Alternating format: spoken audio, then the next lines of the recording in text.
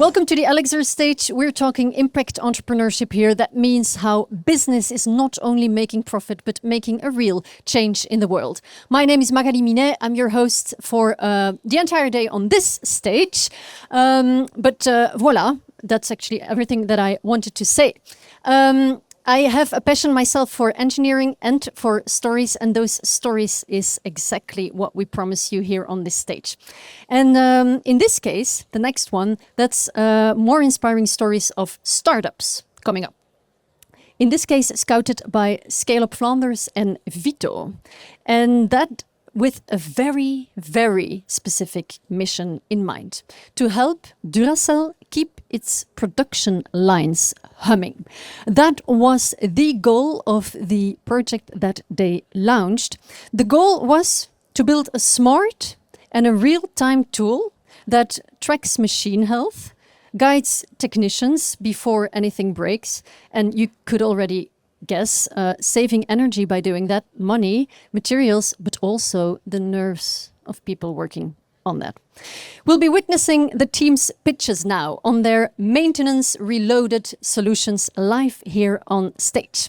And there is an exciting prize at stake. But baby, you are going to say anything about that already? Yes. So I'm going to pass the word to Katrien and Frederik, and they are going to welcome you further. So please, a warm round of applause for Katrien and Frederik.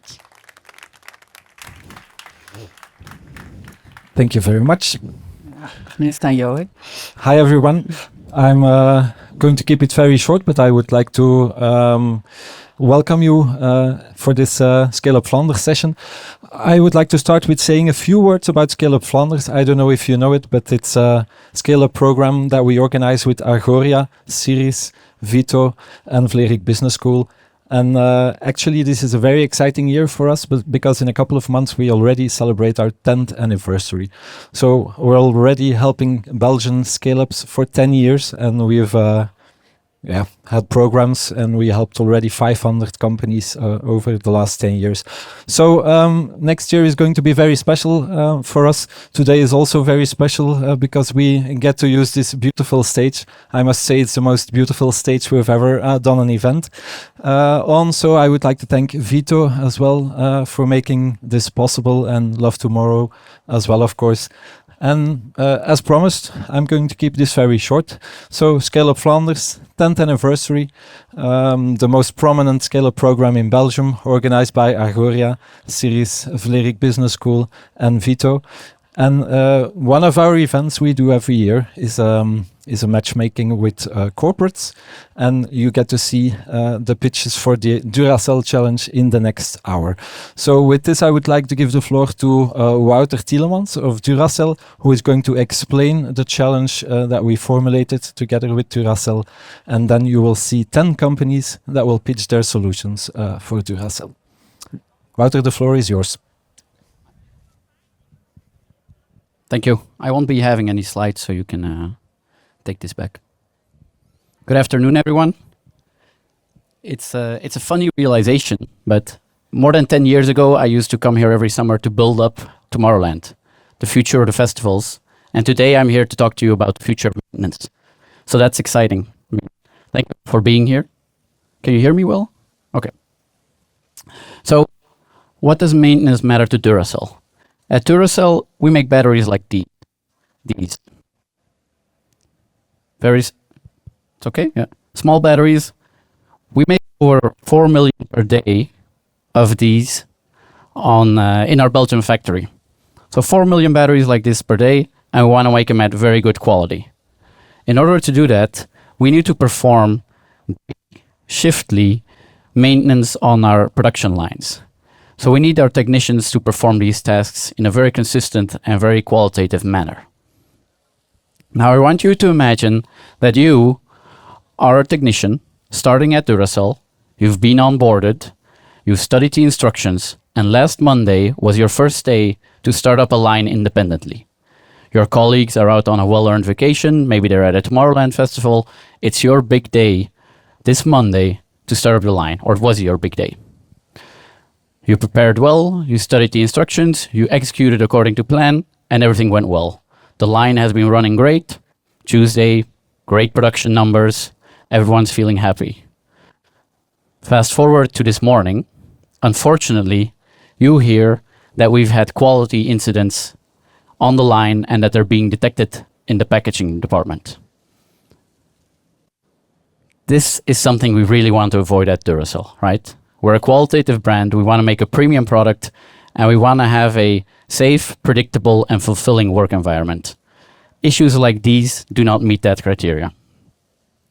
So, how could this happen, right? You followed the instructions, you did your best, and yet still we are seeing an abnormally high level of defects in the packaging department. When I say abnormally high for Duracell, we're talking parts per million here, right?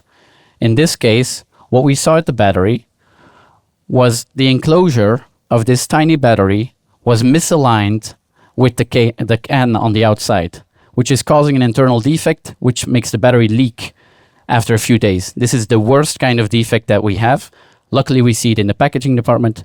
But again, despite following all the instructions and doing your best, your line has these defects. So the question is, what can we do about this? Right? How can we prevent this? How can we take that stress away from our operator like we just talked? We believe that there is an issue with simply tracking the completion and the adherence to the schedule of maintenance versus measuring the actual quality of the tasks that the technicians execute, right? If you execute a task and I execute a task, we both mark it as we did it and we did it at the right time, and yes, we followed the instruction, but the output can still be different and can have disastrous effects on the quality. Our challenge today to all of you, including the non-startups, is to think about how we can collect this data or collect any type of data that can help us measure what's really going on at the time when we execute the tasks, and then provide feedback in a timely manner to the operators and to the team. We strongly believe that this could shorten onboarding times, could improve the product quality, and make life easier for our operators. That is a challenge that we want to solve today. I'm very much looking forward to the 10 pitches that we will see of the scale-ups today. Happy to talk after to all of you, including the non-pitchers. Thank you for being here.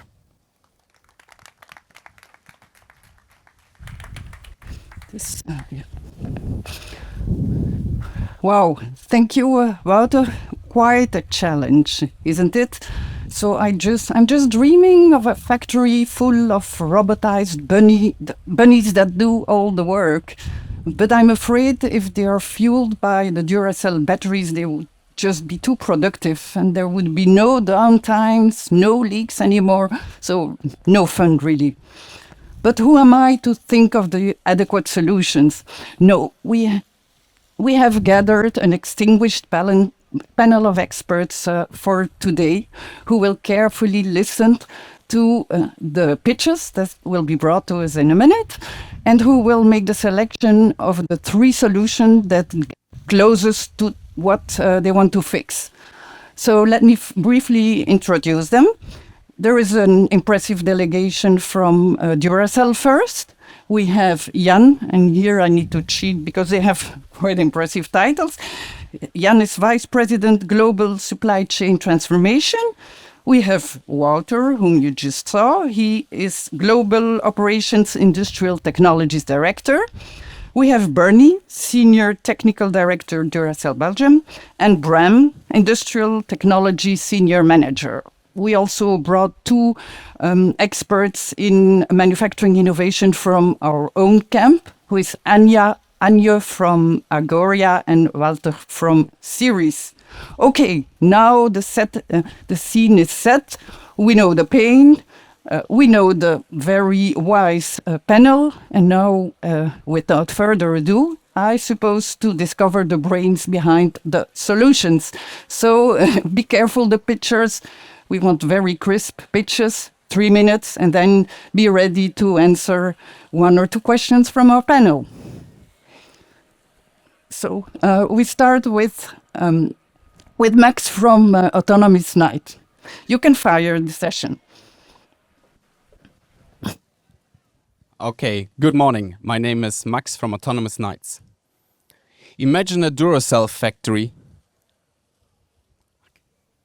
where You don't react to problems. You predict them before they are happening.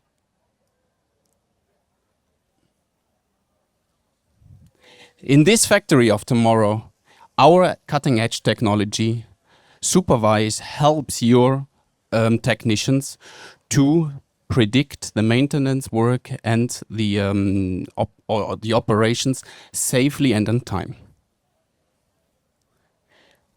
Every small step in a production environment can cause a downtime, and operational efficiency and sustainability is growing further and further.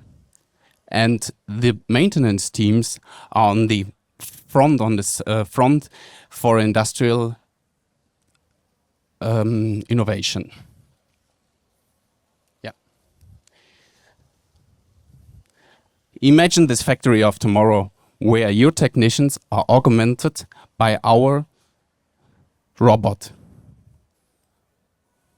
And how do we do this at Autonomous Nights? We are seeing the invisible. Autonomous Nights has invented the first single aperture sensor for multispectral vision.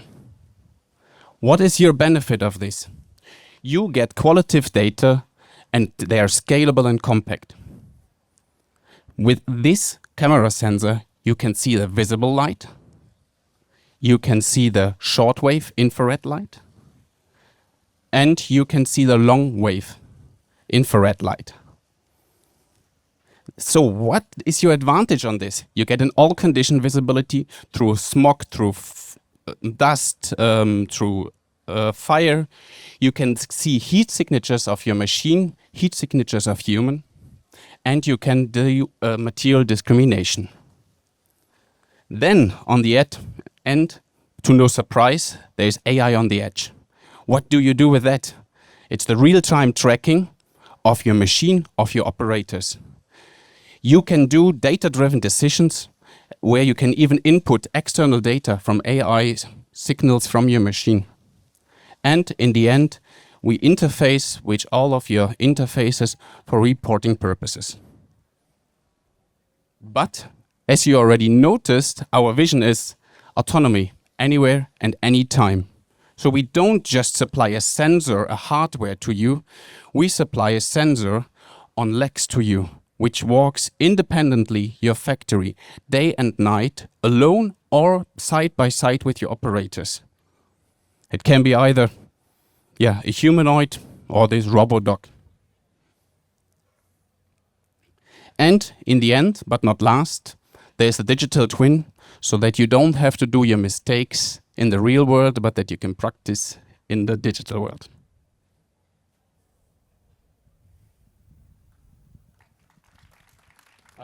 No, you can stay for so if the jury wants to ask one or other question, feel free.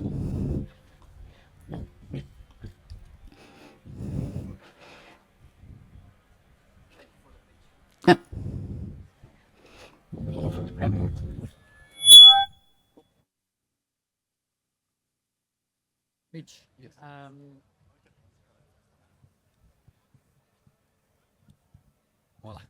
Thank you for the pitch.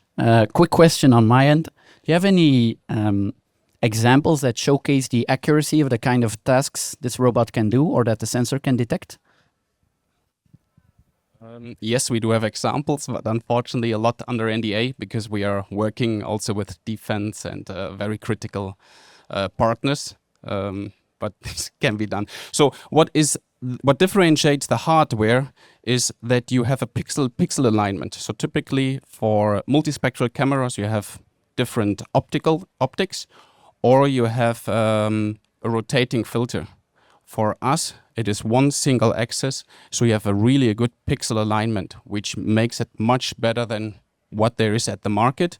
And we are competing for autonomous driving for defense with LiDAR sensors, which we outperform, especially in the challenging environment. And every production is a challenging environment. It's not here where the sunshine and nice.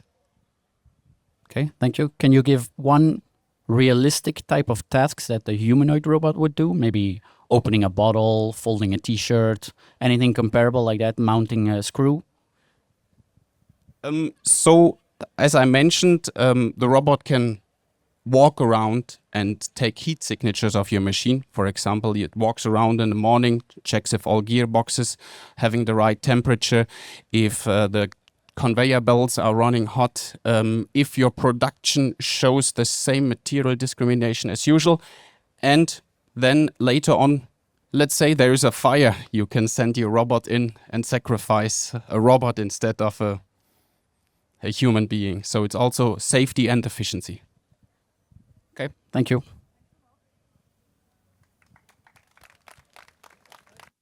To introduce Guillaume from Incense.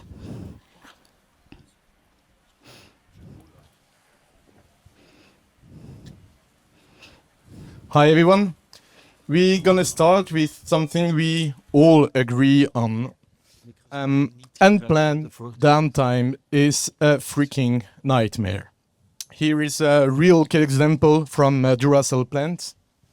As you see, no, more seriously, it's a really important issue because when your machine stops, it doesn't stop your production, your productivity, but also, your peace of mind, your coffee breaks. And you might already have some tools to address that problem. For example, road-based vibration monitoring. It's solid, but also really, really slow because you have to send someone to the plant and doing some road measurement for the vibration analysis. Yep. So at the end, you will need to hire someone to train that people. So it's really not scalable. And moreover, you do that typically every few months. And what in between? We both know that your machines like to take surprise vacation. What you can also do is install a ton of remote sensors, vibration sensors. That's great. It will catch some mechanical faults. But first of all, it's going to be really expensive. And then once you install that, you will need to take care of the flat sensors, the broken one, the one that fell from the machine, the one that's left with the machine to the repair shop. No, forget it. What we do is different. In fact, we listened differently. So we use what we call the electrical signature analysis to monitor your machine. So you plug our sensor. All right. You plug our sensor inside the electrical cabinet. And through our patented method analysis, you can detect electrical and mechanical failure.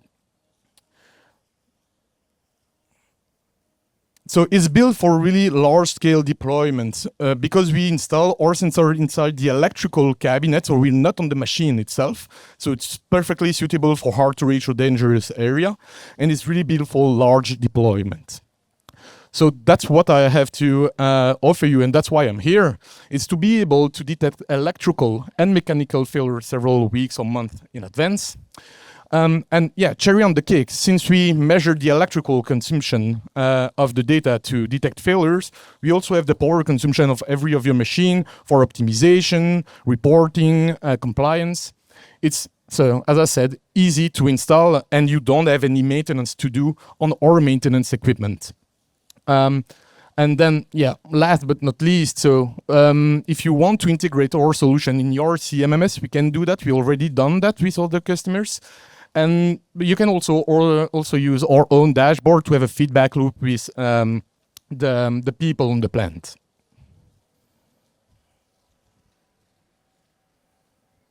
That's it. Thanks a lot. Any burning question among the panel members?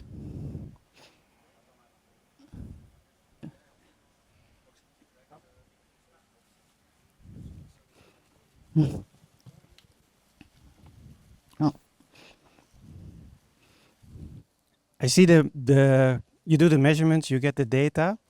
Is there any intelligence behind this data which gives the suggestions on changes, optimization, and so on and so on? Yes, exactly.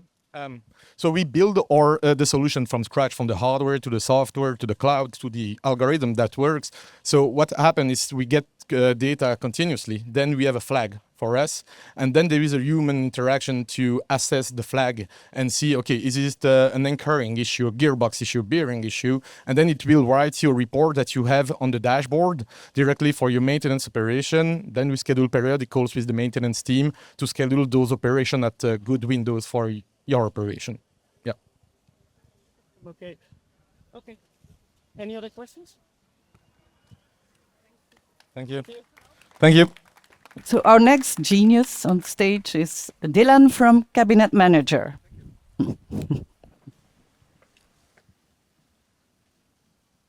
In a world of outdated documents, unplanned downtime, and challenging onboarding, one bunny shows the way. Hi, my name is Dylan Kofri. I'm founder of Lightstream and Cabinet Manager. With Lightstream, we've been designing electrical installations for large industries for more than 20 years, and Cabinet Manager, our maintenance platform, tackles exactly the challenges Duracell is facing. If we want to start fixing tomorrow, we have to start fixing today, and that is making the change from paper to digital. If you want to encourage your technicians in ditching the pan fastly, you will need a low threshold platform where everybody feels comfortable. This is what we do with Cabinet Manager. With just one click, one scan, 2 clicks and a save, you are able to maintain all the installation documentation of your plant. With just one simple scan, you'll be led to a dashboard where you can find all real-time documentation. You can log and report your maintenance activities and your quick fixes. Why? Because we believe that solving a problem, what you want to do, only want to do it once. And of course, if you should need further assistance, you can call remote assistance, because Cabinet Manager will link you to the designated expert. But we're not here to fix today. We're here to fix tomorrow. And tomorrow, we believe that this will be immersive. We strongly believe that tablets and phones will be phased out, and AR goggles or glasses will be the near future. This is why we already have Cabinet Manager Immersive. It allows you to step virtually inside the information. Just imagine the possibilities. You can troubleshoot 30% faster, because when you're working, you get all the necessary documentation right in your point of view. You can easily adapt what you just have done. You can log your maintenance activities much faster, because you can just explain what you did and how you did it. And onboarding of new technicians will become a lot easier, because every procedure they need to know is right in their point of view. But the thing we're the most enthusiastic about, it's our remote assistance with augmented reality. Because now your expert can be virtually anywhere in the world. You can see through your eyes, and you will be virtually the hand on your technician's shoulder. And we don't stop here. We're currently working on Heat Ledger. Heat Ledger will enable you to heat map your installation and detect emerging problems sooner. So here goes your unplanned downtime. And Field Ledger, it's actually a procedure where you can record your new procedures, and it will be presented as step-by-step instructions for your technicians. To conclude, if there's one bunny you should follow, Cabinet Manager. We keep your maintenance going long after others stop. Thank you.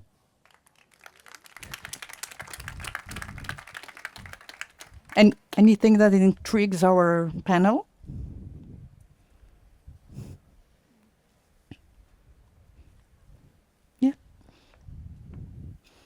Thank you. One question from my side. We of course have already a lot of documentation available in different systems. Is there a way to facilitate the migration to the new system? That's actually our unique selling point. Because we know the histories of these challenges, we actually help our companies where we work with in migrating all those data into our system with ease. So it's actually just one shop stop. And maybe a follow-up question. We have, of course, a lot of experience with our technicians. Is there a way for them to give feedback to the documentation that's shown up?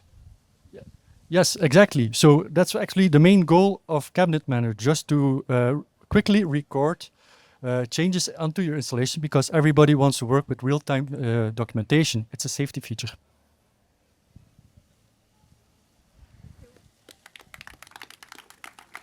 Next speaker, Raf, is representing the collective brains of two companies, Mycos and Hyperion. Hello, good afternoon, everyone. First question is, what is maintenance struggling with today? Paper is the carrier of knowledge. You don't get any feedback from a coach during your work. You don't have peers to share your insights with. And your work, 1 hour of work, is summarized as simple, okay. We all feel things need to change because the problem is bigger. The industry is caught in a vicious circle where experienced talent leaves, complex technologies demand more training, and only few people are there to deliver that training. Actually, it has come to a tipping point where you are no longer able to use old routines, and a new way or a new approach is required. Still embedded in operational excellence, but with the know-how of new technologies. That's why we have formed a powerful alliance of domain experts. Far away, experts in AR and VR, Arinti, experts in AI and machine learning, and Mycos, integrating work systems for the shop floor. Adoption is key. So to start with, we're gonna build an intuitive interface that shows actionable insights to the people. System needs to be scalable across machines, across lines, across sites. So we're not gonna start from a single work instruction, but we're gonna make a step-based validation where each interaction of the system creates more knowledge into the system, creating a continuous learning loop, and in essence, creating a collective memory that can be visualized in the system. It's an open invitation for the Duracell team to join us on this journey and in co-creation, create or show the world what maintenance can be like. 3 steps separate you from less downtime from where we are to the future. First one is the operator puts on the glasses, camera starts, and he will confirm the steps shown on the glasses via voice control. The operator is in the lead. Second step, the system becomes in the lead. It will recognize the steps and tell you when a system or a step has been finalized, to end with a fully autonomous system where a digital coach can guide all of you technicians on the shop floor. Let's see how this can look like.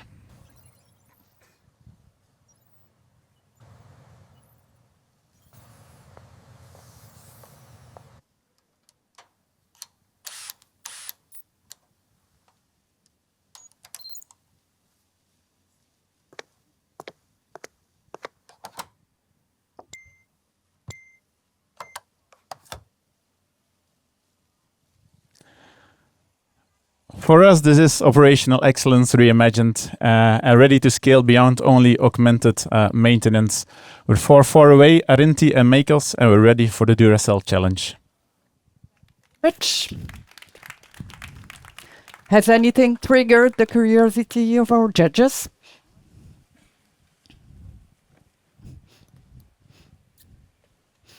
Thank you, Raf. Inspiring. I have one question around the required infrastructure and software. How compatible is this with a, let me call it, brownfield environment?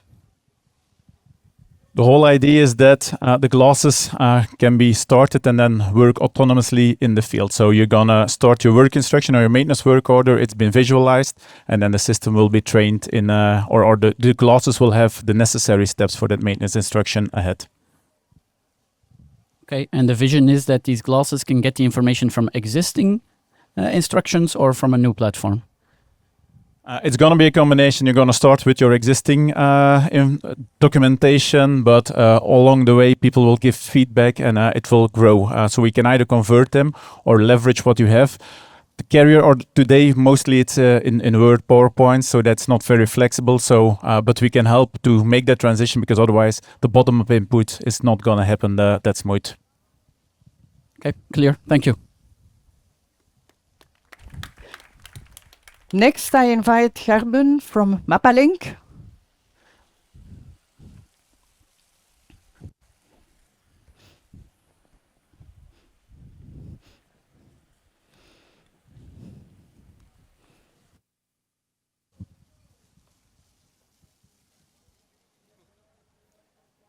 Ik denk dat iemand anders moet komen. Manuel Theo? Yeah. Fine. I can give it a try if you want.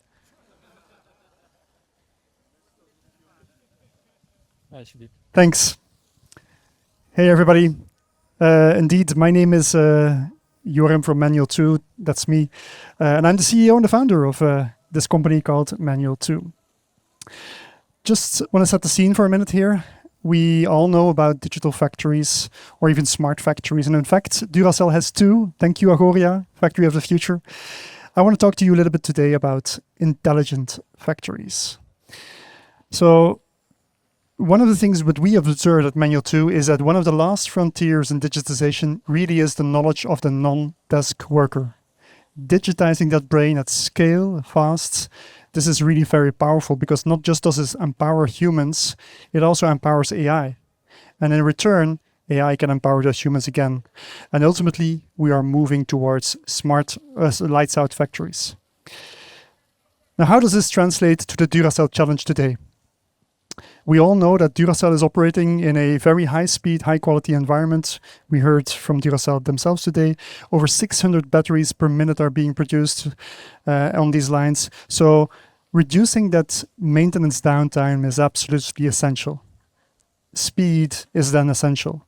Speed and quality both, actually.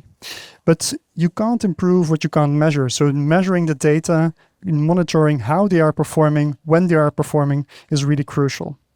So that's where our solution comes in. We believe that anybody at any time, in any place, even the darkest corners of your factory, even in AR glasses, should always know how to do anything.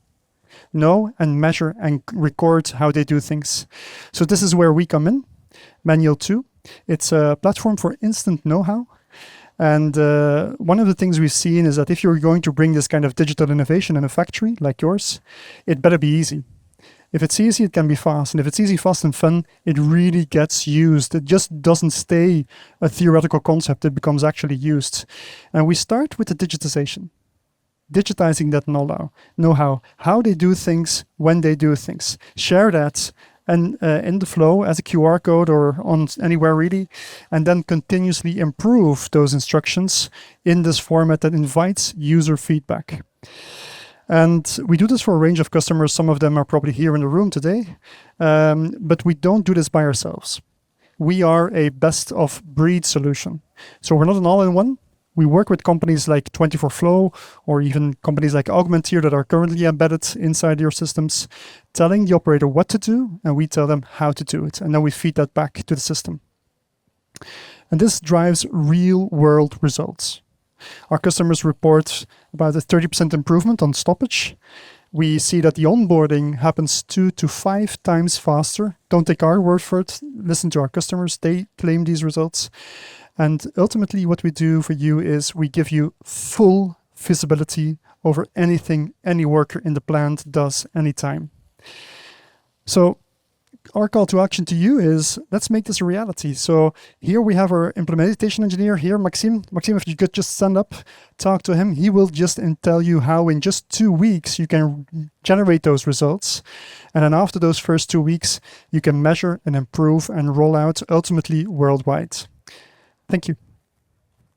Thank you, Joram.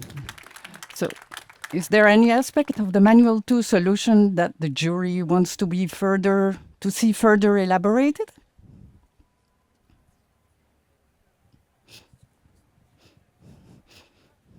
Sorry for all these questions. Could you explain a little bit more about how you actually measure the quality of the tasks? So there's a feedback system inside of the software inviting the customer to upload pictures or upload data. We want to connect that to the other systems, whatever one you have, and feed that data right back into your manufacturing execution system. So it's quite an open-ended system. Our solution focuses from Manual 2 side on the capturing, the sharing of the know-how. That feedback is then incorporated into your systems. Okay, so it's manual input from the operator. Do they perceive that as an extra barrier to use the system? The feedback loop on how to measure the maintenance thing is actually something that we want to develop together with you in this pilot phase. It's not something that we have focused on ourselves. In terms of lowering the effort for the operator, that's what we really, really focus on, usability and speed. But that's an aspect that we need to develop together. Okay, clear. Thank you. You're welcome. I really didn't want to skip you. And now, Gerben, it's really your turn to show us what Mappalink has in mind.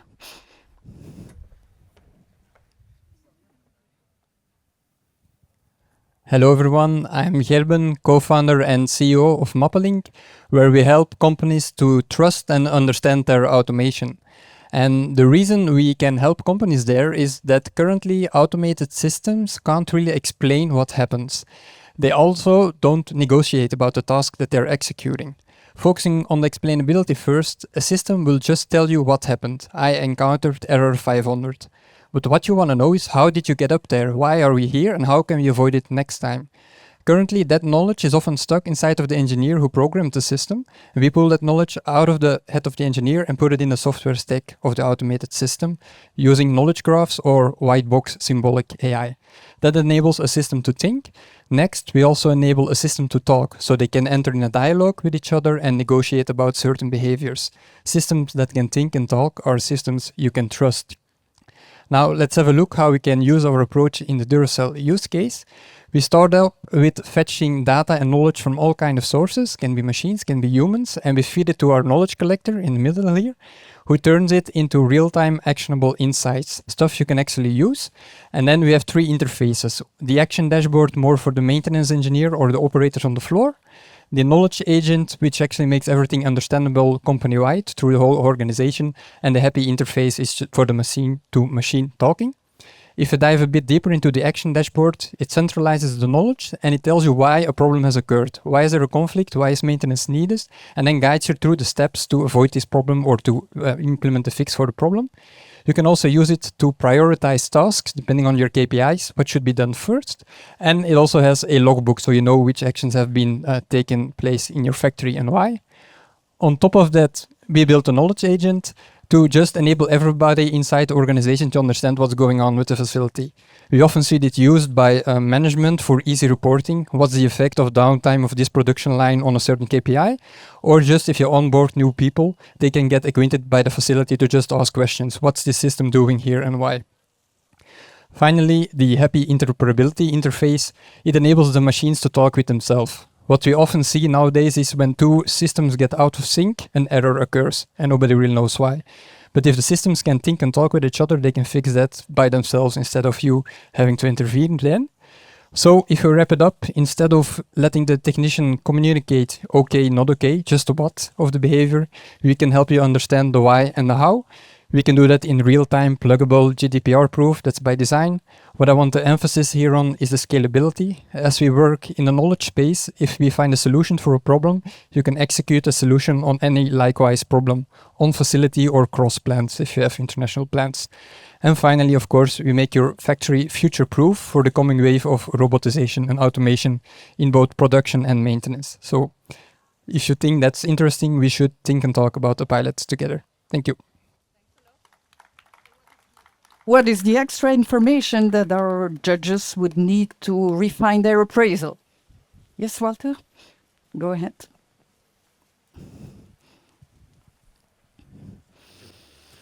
Thank you. You talked about the why and the how. Do you think you could also predict? And have you had cases where you went that far? So there are two ways to predict. We can do it using the white box AI.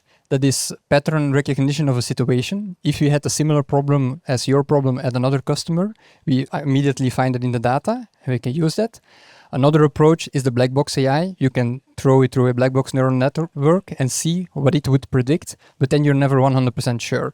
We are always working to get the predictions of the black box AI formalized so we can add them to the white box AI so you're certain next time. So we call it explainable mode if it's white box AI and explorative mode when it's black box AI, when you're not 100% sure. Maybe another question, you also talked about taking decisions in an autonomous way. Where do you put the threshold when it's possible or not to do it in an autonomous way and not intervene with an operator or a human?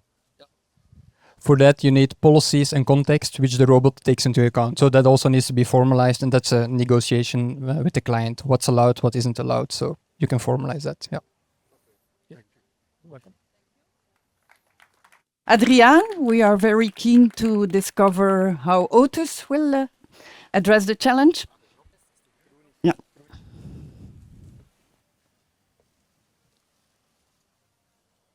All right. Hi, everybody. My name is Adriaan, founder from Otus, and thanks to Otus, Andy can go with ease of mind to the toilet. Let's meet Andy. Andy is our machine operator. He's smart, he's skilled, and he knows everything about the machine. But every company has the same problem. There is only one Andy. Meet the machine he operates, a lot of turning pieces, a high complexity, a lot of stuff that can go wrong. And in production, there's not only one of these machines, there are three. And Andy runs in a circle 8 hours a day around these machines to make sure that his production is still running. But even Andy sometimes misses a machine standstill. Meet the tools that we give Andy today to defend his machine efficiency. First, we give him a light tower. When the machine goes into alarm, it will turn red. And he can go watch in the HMI where the problem is so he can solve it.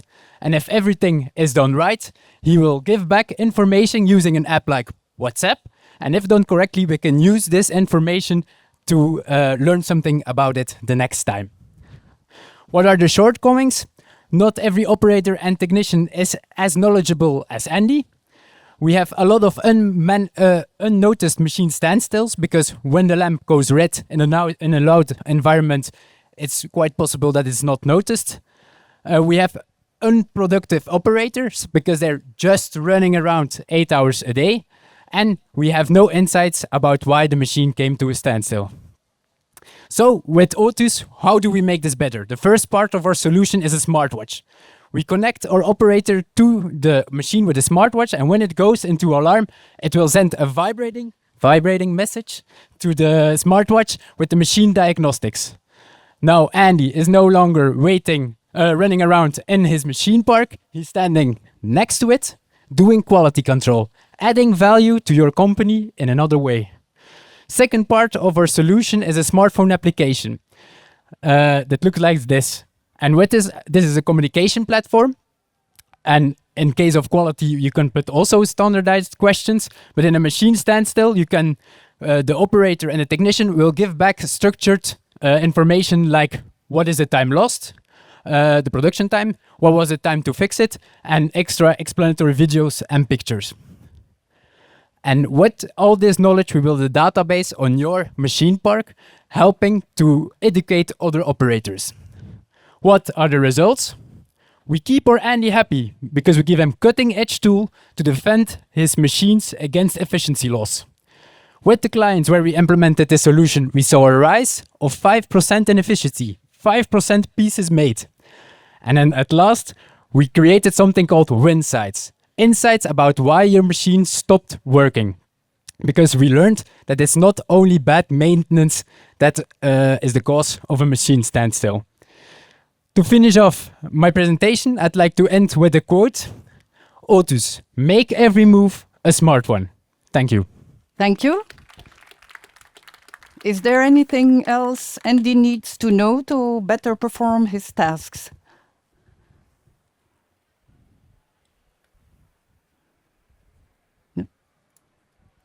Great pitch then. Well, great. Everything was clear. So we can just invite Andy Great, to no do it. problem, no problem. Okay. Next, I invite Dries from Centigrade to listen how they will fix the bunny.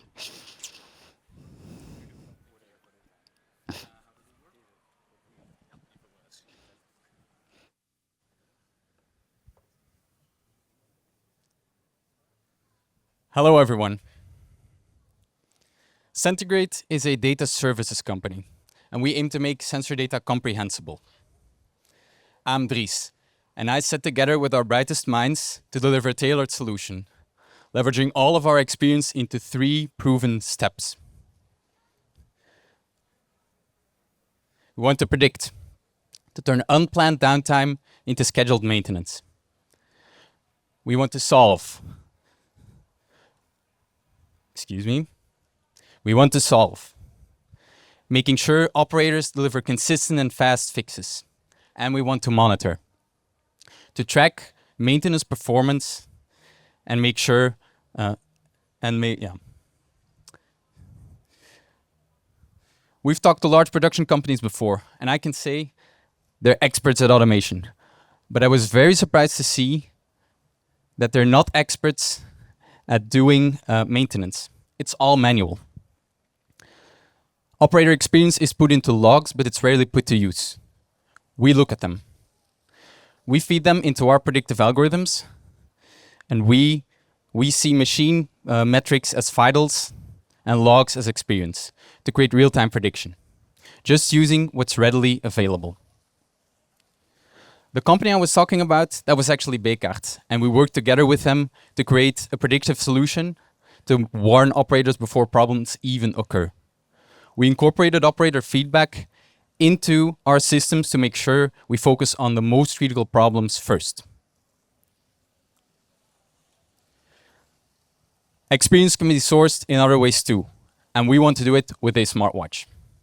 Motion reveals fine-grained actions, and over time, this builds a list of steps towards a fix based on what works in practice.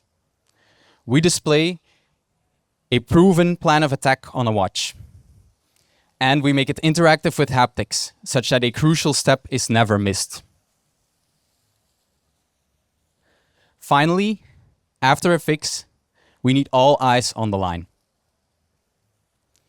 Indirect signals such as current and vibration, or moving closer to the source, torque and vision, can see things an operator can't. Fusing these together, we prove intervention success and expose maintenance blind spots, all in a task-tailored setup. And we've done this before at a large food factory to improve their processes, using modular sensor setups that stream to the cloud directly, and all this very effortlessly. Predict. Machines talk, and we know how to listen. Solve. Arm one operator with the experience of a team. Monitor. Have tireless expertise aimed at the source. I can say that I've seen a lot of interesting companies and speakers before me, and we'd love to work with them. In fact, that's where Centigrade shines. As sensor data integrators, we're experts at adapting to the product, the plant, and the people behind it. I can say for the whole team that we're eager to learn about Duracell specifics, so please tell us how we can tune our solutions and make them work for you. Thank you. Thanks a lot, Dries. Is there anything you want to dig a bit deeper into what has been said?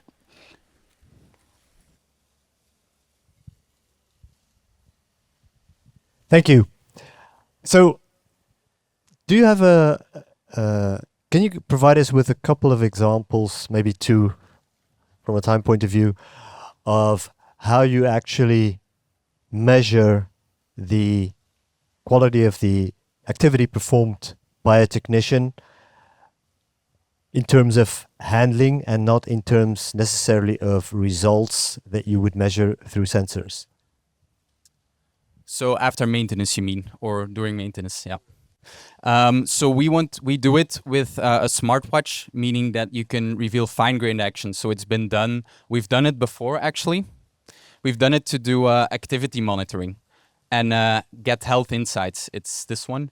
And you can really pinpoint everyday activities. And the idea is to couple it with really KPIs to see which fixes work and which not. And over time, that becomes clear. Yeah. Is that your question to your answer? An answer to your question? So the watch actually monitors the movements, the activities being performed versus data that was recorded before to validate that the exact movements correspond with the activity which is required. That's exactly how we work, yeah. So it's really fine-grained motions that you can find, and over time, every operator does it differently, but over time you find these few solutions that seem to work fastest and that actually fix a problem, because that's also something you can follow up. Yeah. That's the appeal. All right, thank you very much. So now I invite Christophe to tell us how to shed his light on how spectral scan solution will fix the situation.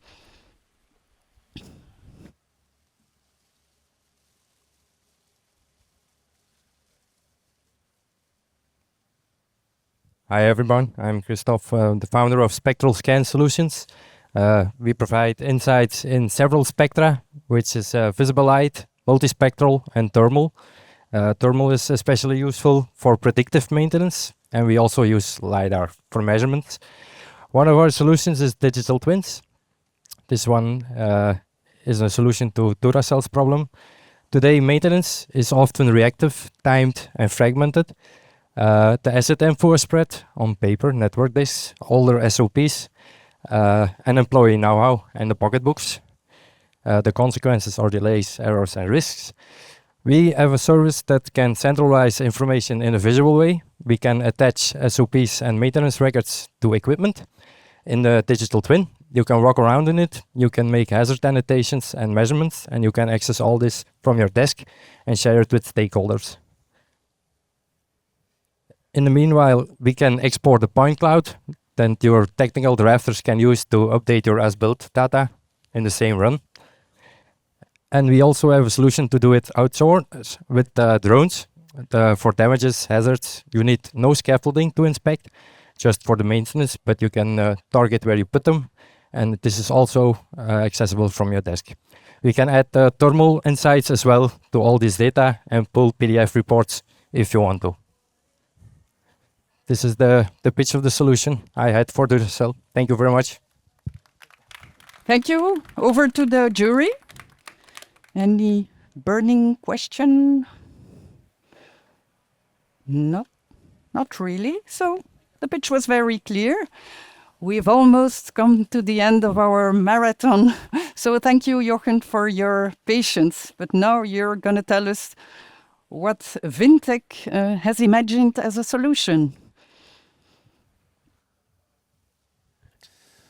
Hi, I'm Vin, and I'm Jochen from Vintech. I'm the head of business development and marketing. In 2013, Jean-Claude Van Damme performed this stunt for an advertisement of Volvo trucks, and it was called the Epic Split. Now, reading the pitch document of Duracell, I noticed this basically the same. You will have to face that same challenge. On one hand, you need to focus on digitization, and on the other hand, you need to deal with legacy material, legacy machines, and the binary way of working of your technicians, and a lot more.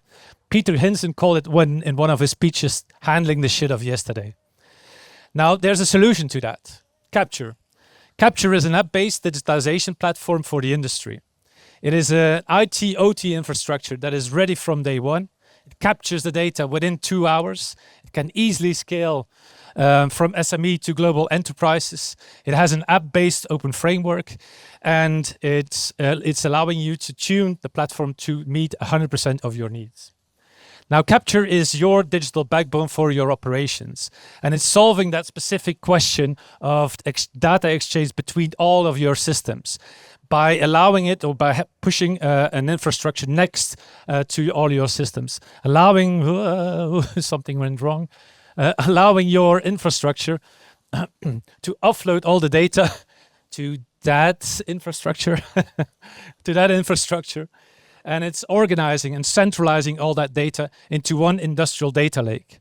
Later on, you can add applications on it, like quality inspection systems, service and maintenance tools, that can consume that data from that specific data lake in Capture.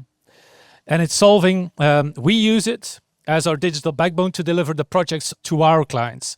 We included premium sound solutions, or we included quality inspection systems for premium sound solutions. We connected 3 factories from Rockwool, generating closed feedback systems.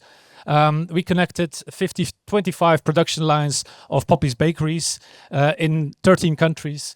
It's including a unified namespace. It can handle energy monitoring, and it can handle energy management.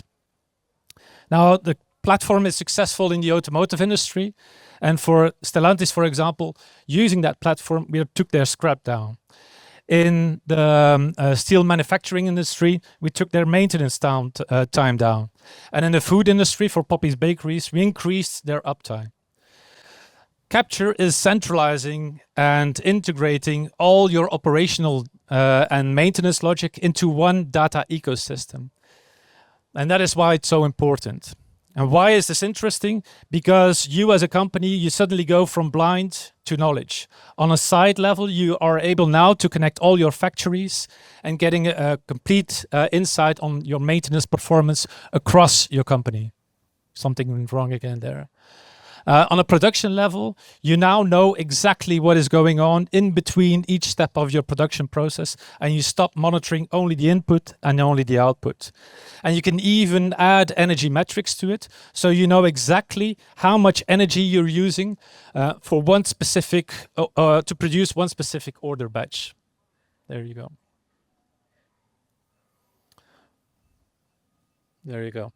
So yes, I believe that Duracell with Capture can handle this epic split between digitization and handling the shit of yesterday. We're Vintech, we're 75 experts. There you go. And I'm ready to build that MVP for you. Thank you very much. Thank you. So, anything you want to know more to realize that magic split?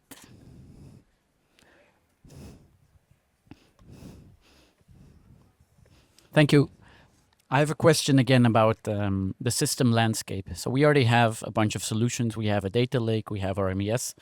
How do you see that evolving? Do you see your solution being the one and only, or do you see it interacting in parallel with those systems? Can you comment a bit?